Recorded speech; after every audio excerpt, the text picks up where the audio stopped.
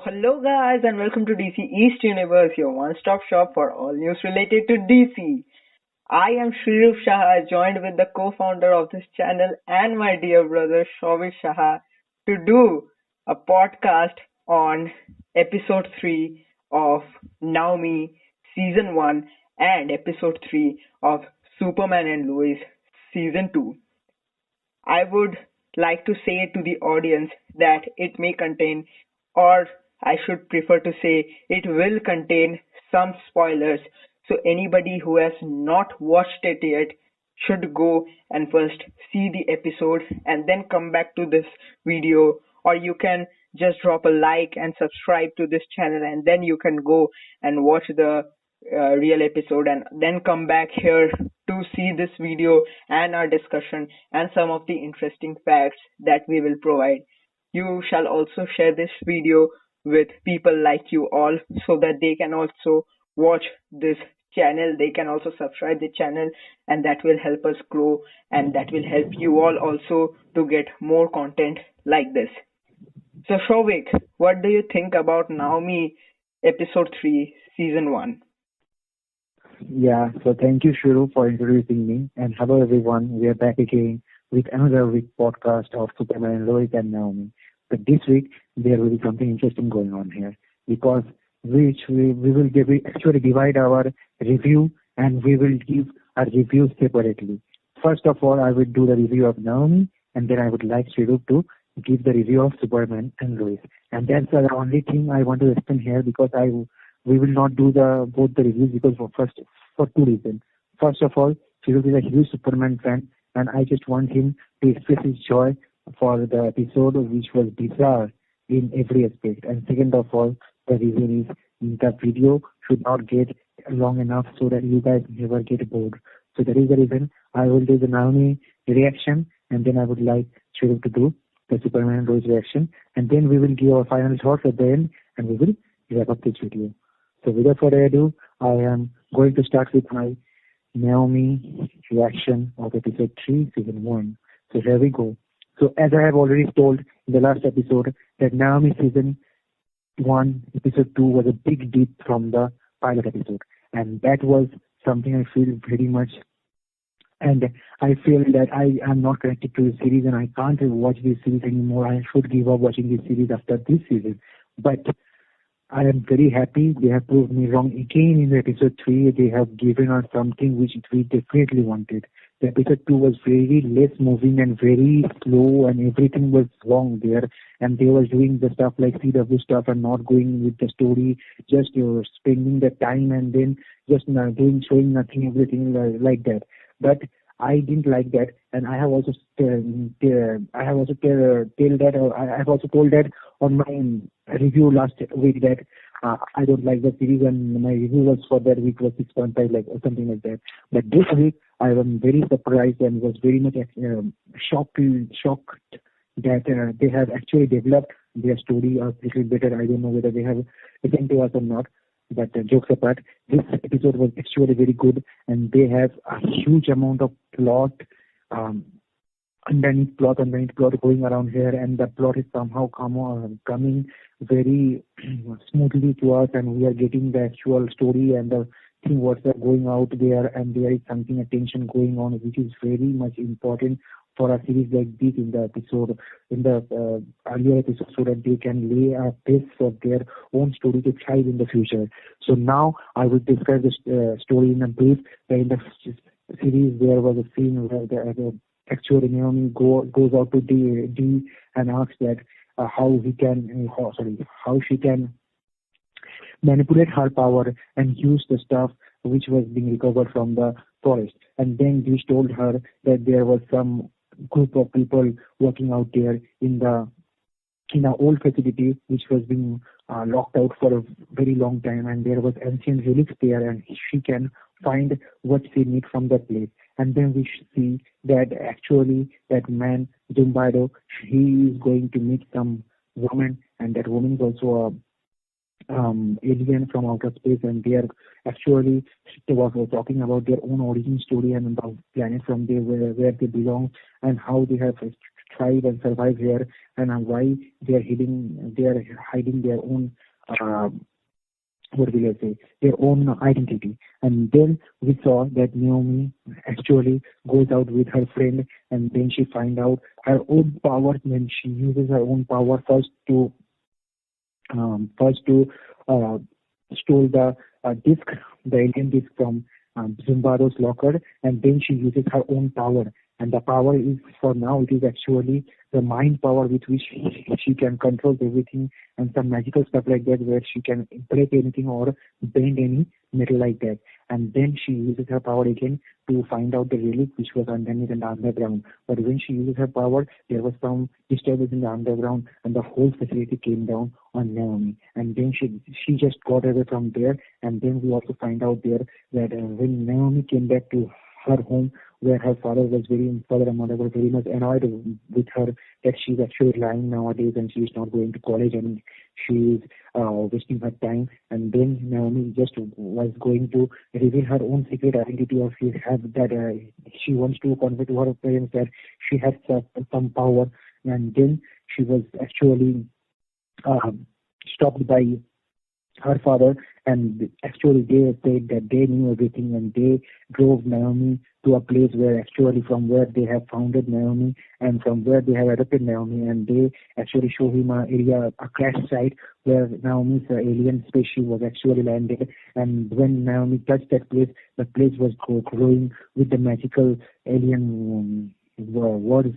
And that was the biggest twist of this episode, and I was fantastically amused by the way the VFX was done there. And we have also find out another alien exists here, that is Dee's friend, who can use manipulation power of brain, and he can read anyone's mind by after holding their hand. So it is already been established that this world is actually comprising of many aliens, and people in this town are actually mostly aliens, and they are coming from different planet, and they have different powers. They are meta-human. And we also find out that DOD, that is the Defense of Department of Defense, they have actually doing their own mission of finding out these aliens and taking them out. And according to them, they also asked Naomi's father to join the same mission, and they convey that even if it's Superman, he's also alien. You should take them down, and you should bring them here, and we will execute them. So there is a storyline there. You guys can now get that the actual storyline here is that there are few people from other planet like Krypton, that is Superman, and like different other planet like Thanageria, from where Hawkman is actually here, which is D. And then we also see there are other different superhero or meta-humans, like they are meta-villains, meta-humans, and they are actually being chased by the human of the, not the humans, the military of this earth, and they will be facing a huge challenge when they will be facing the Department of Defense. And there will be a clash between the father and the daughter here, because we all know that Naomi is actually alien, and her parents also always know that fact, and they were actually trying to hide that fact from her. But now she has got her power, and she has revealed herself as a meta-human or alien.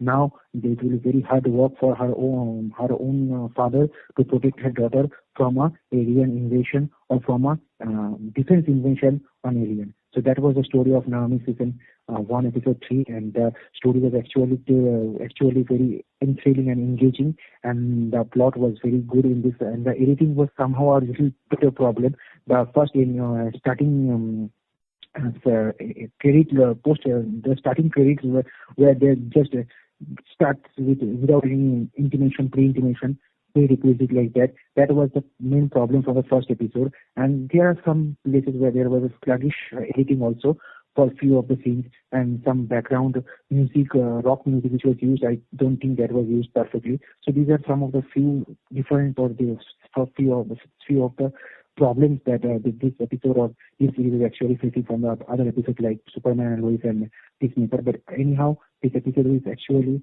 giving me hope that this series can be better. And for me, I would give this episode a 8.5 out of 10. And I would hugely recommend to all my viewers to come back and watch Naomi again and check out the episode. And I think this series will be a great series at the end if they will end this series within 10 episodes. So that was my review of Naomi. And now I would like Shirup to do his favorite stuff, that is Superman and Lois review and unleash the excitement he has. Oh, thank you, Shavik. I mean, I am so glad that Shavik let me do the discussion of Superman and Lois series because, I mean, Shavik told you right that how big Superman fan I am, and yeah, that's what it is. So thank you, Shavik. And coming to the series now, I would just like to tell the viewers again that it it will contain spoilers. So anyone who has not watched it yet, Superman and Lois, you should go and watch it, and then you should come and see our discussion. I told this because for one reason, man, this series is amazing. It is literally epic. I mean, you guys will think that I am a great Superman fan, and that is why I'm saying like this. But Shavik can confirm. Shavik is here. Shavik, what do you think? This is the best DCEU series or not? I would say definitely yes, because from episode 1 of season 2, we knew that they have actually geared up their socks and they are going gaga with this series. And I think, I don't know whether it's the best DCU series or not, but I think definitely it's the best CW series in the Arrowverse universe. Definitely for that, because I'm a huge Flash fan from the Arrowverse universe.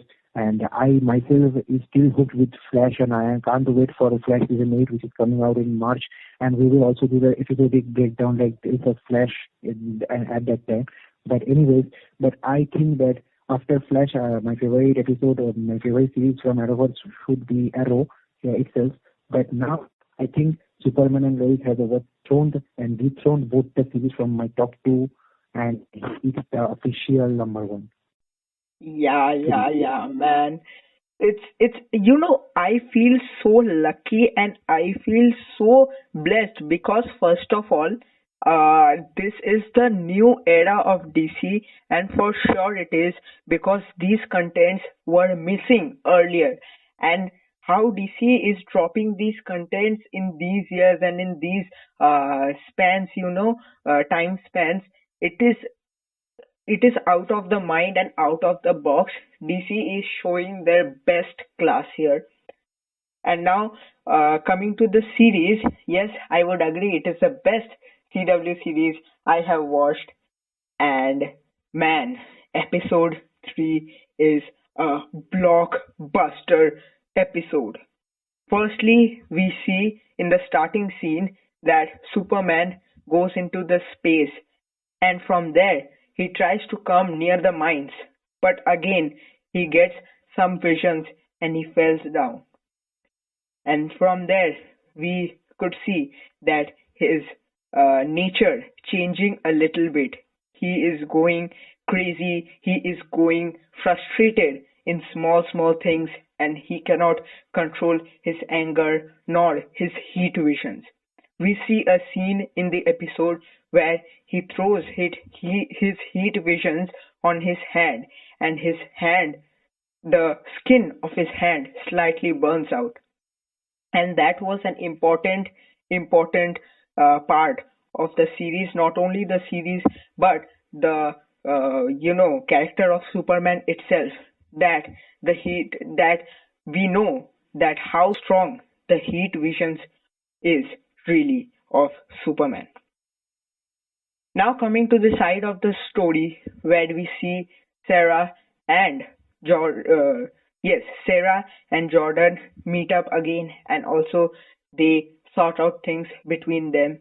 And Jordan also gave a beautiful necklace, a beautiful gift to Sarah, which actually Jordan's grandfather gave it to his grandmom when they were in the high school, and now he's in the high school and he's giving it to Sarah to show that how much love and care and affection is there in their bond and in their relationship.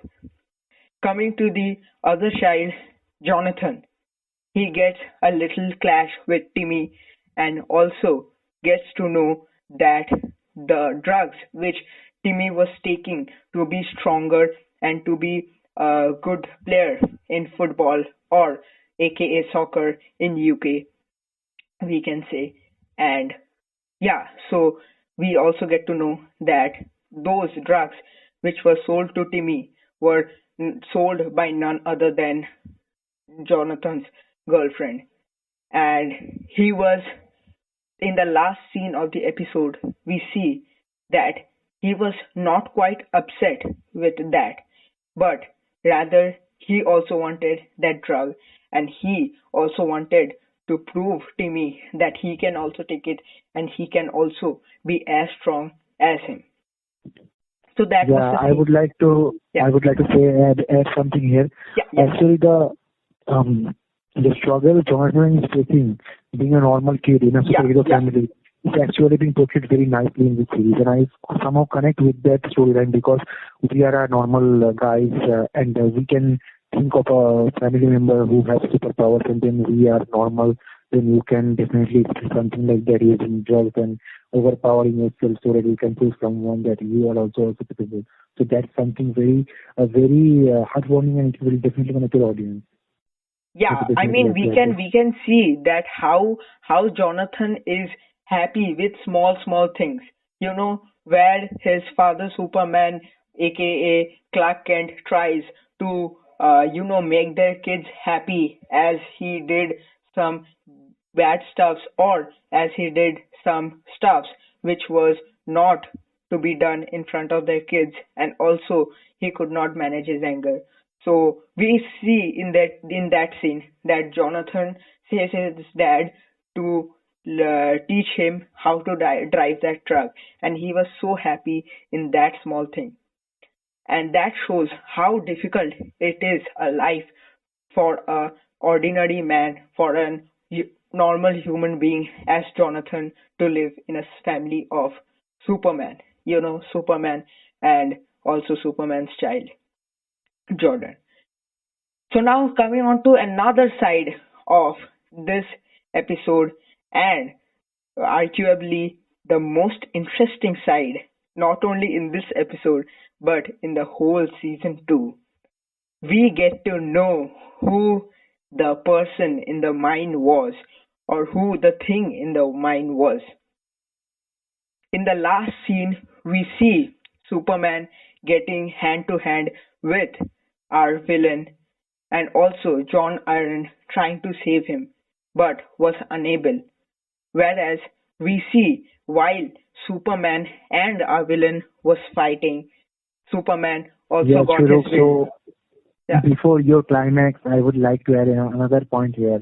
That Okay, okay. man, this is my favorite point. As I am not doing a review of Superman and Lois, but I would definitely add it here. The episode's best scene was when John Henry Irons called his suit, and it came on his own on the thrusters, Oh yes, and then yes. he ran, and there was a countdown going on, and the suit just opened for him, and he fully Yeah, suited. I That was I the really like the way when highlight he put his scene. suits. Yeah. That was the highlight scene of the whole episode.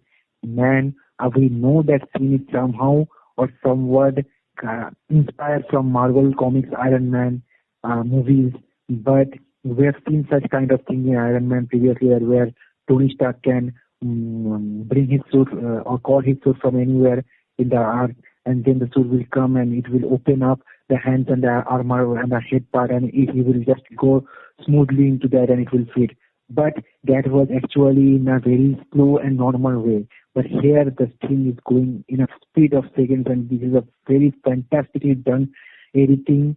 And there was a slow-mo shot where John Henry Irons is actually going to hit a Bizarro with his punch, and he on the move, he know the counting 4, 3, 2, 1, and the suit just came in the same moment, and it just opened completely, and all the parts were again reassembled, and then there was John Henry Irons, aka Steel.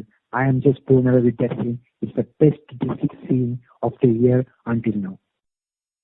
Oh man, Shovik, you literally made my climax joke.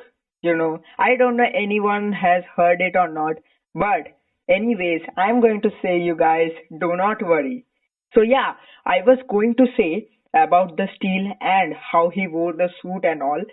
That does not only depicts or reflects the facts from Marvel or MCU's Iron Man, but also it shows the power of an ordinary man itself. Because we see that John Henry Iron, every time he helps Superman to get out of his comfort zone and to do what Superman was there for. And that proves that not only Superman can save this world, but Superman also needs somebody to be motivated, to get motivated from, and that is the power of an ordinary person. So now getting into the climax of the story, we see that Superman get his visions while fighting, as well as the villain of our story. But I guess you all have started guessing who it is. So I would not spoil the mood, and I would just like to say it. It is none other than Bizarro.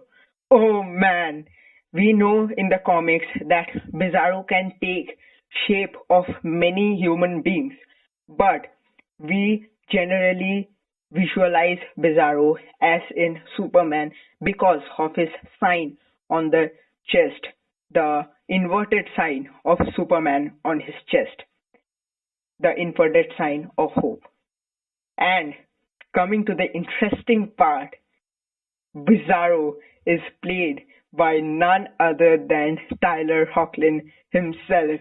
Oh man, the last scene of the episode was a thunder when Bizarro take off his iron suit and comes out in his Superman suit. Oh my god, the VFX they have done, not only in the whole episode, but in small areas or in small regions like that. Oh man, they have done it so beautifully, and I must say they have it must have cost lot of money. So yeah, I hats off to that series and to the amazing mind of the writers of the series Superman and Lois. Not only the series Superman and Lois, but also the character of Superman and Bizarro. Oh my god, you know that we were first thinking about Doomsday and all as the villain, but it went so, opposite of the way that we were thinking.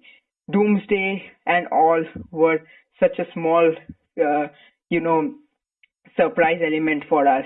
But actually, those guesses were just a part of some bigger surprise, and which we got in this episode 3. And I like the way how the series is going, going taking turns in only in these few episodes. In only episode 3, we get to know the villain of the story. We also get to know the state of their family, and we also get to know how Superman is struggling with all his powers and all.